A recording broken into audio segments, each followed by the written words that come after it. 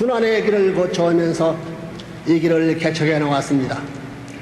이는 당신의 창조 이상 가운데 본연에 타락하지 아니했던 선남 선녀를 중심 삼고 선한 자리에서 아담 해와가 하나님을 중심 삼고 하나님의 사랑에 의하여 참다운 축복의 한 날이 있었던 널 하나님을 중심 삼은 선의 부모여. I guess it's hard to say. It was like a long process of leaving, but by the time I was probably 24, I was like out and not looking back. I remember still going to church, like definitely still going to these big ceremonies at the Manhattan Center, you know, and right across the street from Madison Square Garden. My family was definitely still in, you know, and so they're still in to a certain degree. So I still, you know, I still have to sort of manage those worlds too. Well, Marcel, the last time he came in, he said, "Oh, next time you come in, you know, I'm going to take you out to dinner." Well, it has number 5. So many new people that they want to just have with the guys again. It's like I told Mark, I said, "This company." The thing about the church is that it defines everything about you, or it can, and it did to me, so that I had no practical understanding of the world. So my life purpose has always been defined by the church, which is basically absolute filial piety and duty to the Messiah and to my parents. I had no practical sense of what I was supposed to do, and I didn't care.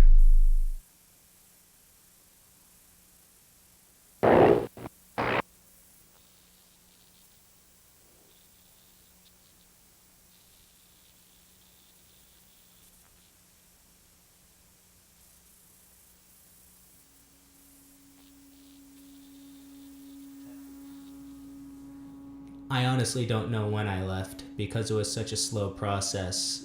I assume I left when I left New York, but I think bits and pieces of it are still stuck to the bottom of my shoes. I was conditioned very well.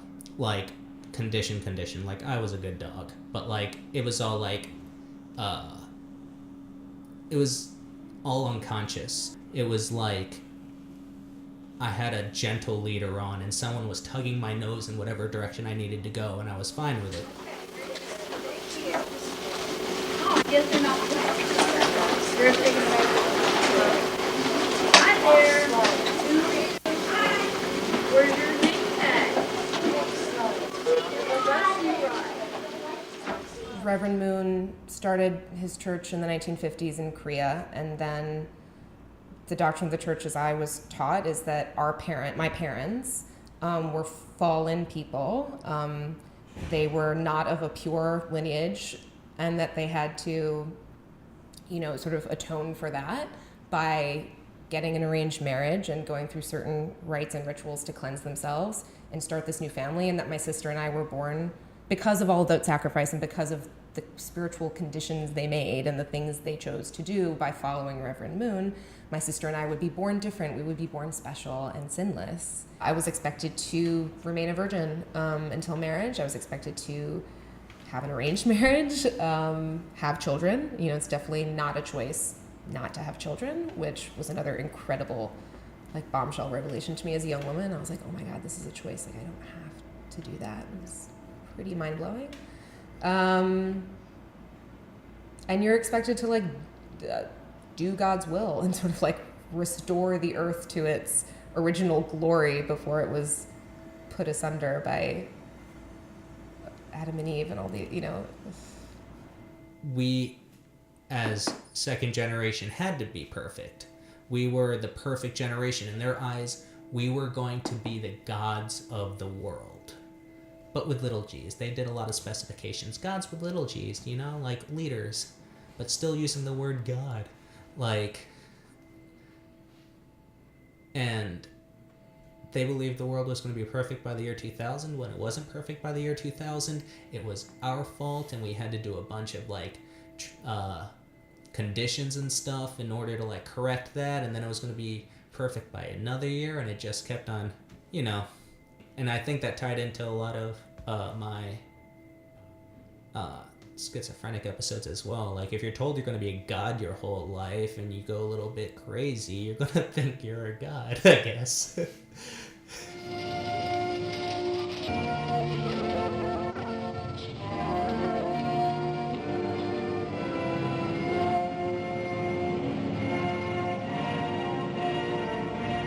I just remember feeling really, really sad a lot of the time. Whether you're sad about the fact that you've broken God's heart and you've sinned and you've done something so awful that it's caused pain, or whether you're sad that you feel like the church. I'm sure I felt at some time that the church wasn't living up to its ideals, so I was sad about that.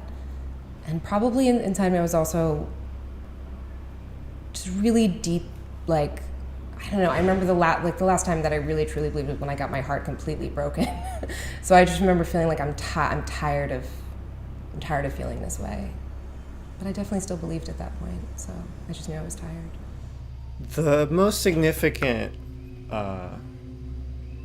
event or moment that I can at least symbolically point to for that kind of break between old and new is probably my divorce, which was a marriage arranged through the church, and which lasted several years after already leaving the church ideologically or in any practical sense, except that I have this relationship that lasted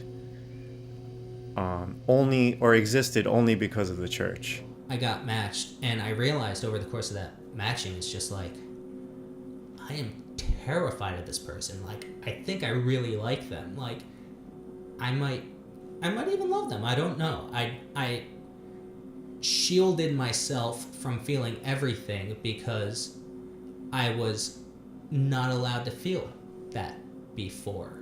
I felt more pressure from the community, I think, to go through with that than my parents. My parents were pretty patient with me. And I think to their credit, I grew up in a house where education was the expectation. It was expected that I would go to college and it was perfectly acceptable for me to do that first and to wait, for matters of matrimony and all these things. And I really think that is a huge deal. Not everyone got those opportunities. I know more other people were pushed into fundraising or to get married really, really young. I know people that were matched at like 18. So I never had that pressure necessarily from my parents, but they did hint. They were sort of like, let us know when you're ready to find your special someone. And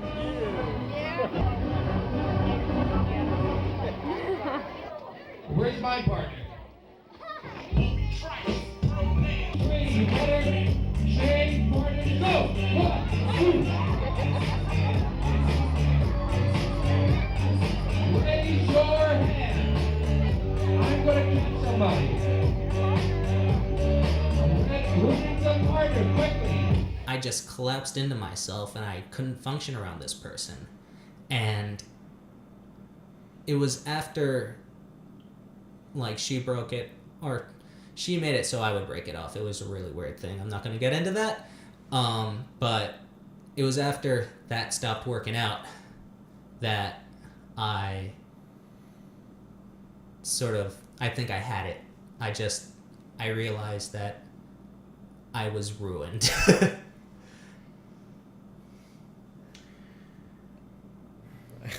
I mean, when we were in high school, we had a band. It was a really shitty ska band, which is embarrassing as an adult in 2018, but nevertheless, it was a very close group of friends. We would have practice several times a week, and I often look back on those times pretty fondly. A lot of it is embarrassing because it's so tied to the church, and the music itself was quite bad. Some of the lyrics make us cringe because some of them reflect Mooney ideology, either purposefully or accidentally. I don't know what birthday this was. We were watching The Perfect Storm. I didn't want A Perfect Storm, by the way, for my birthday. But my dad loves that movie, and he'll get it any chance he could get. And we were watching the movie, and my dad was really angry at my mom about how much she spent on the birthday. and they were having this big old argument. My brother is trying to watch the movie, Levi, big brother, and he tells my dad, kindly shut up.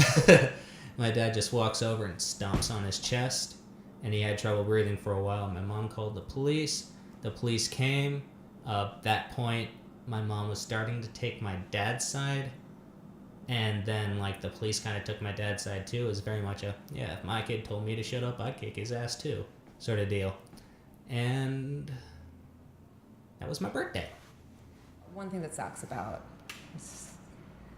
being a part of something like this is that you feel like your life is taken from you. Like even your memories aren't safe. So again, it's like I have to sort of think about that girl and have ultimate compassion for her, because she never should have been put in those situations. You know, I never should have been asked to confess certain things about my private thoughts and life to like male adults who weren't my family. You know what I mean? Like there's so many lines that were crossed, and I was taught some really unhelpful things, and I was but at the same time, like man, I sang songs in the woods. Like we ran in the woods, and we walked through waterfalls, and we played music together. Like we sat around with guitars and really enjoyed making things. Like we were artists. We were, I don't know.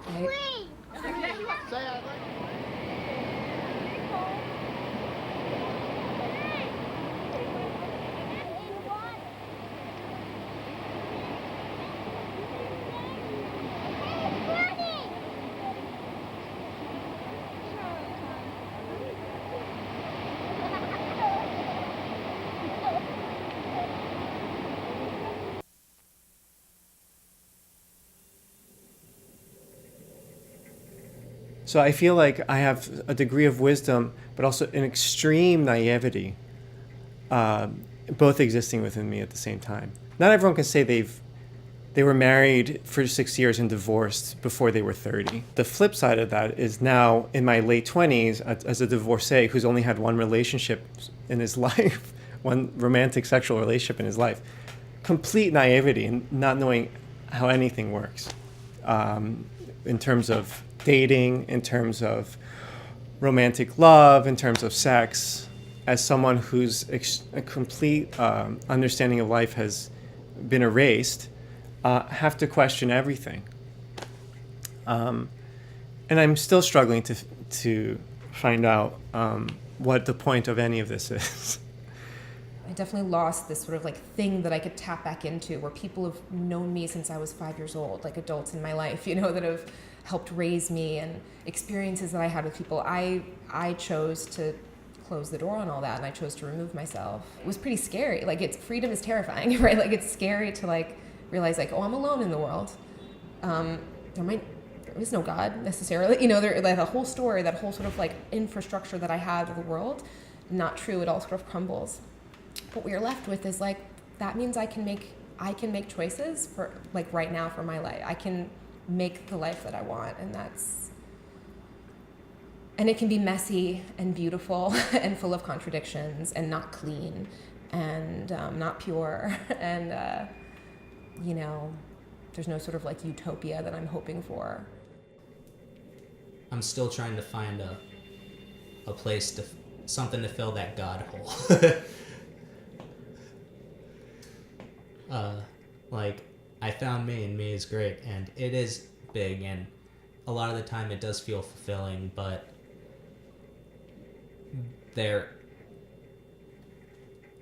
it's a process trying to find solace in the emptiness. And I do I built myself up, and what I do, I did because of me, and what I do for me, but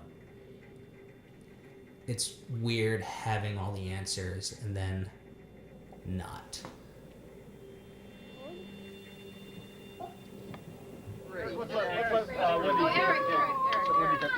Okay, it's not time to cut it. Okay. Hey, lick that knife. You can look at it.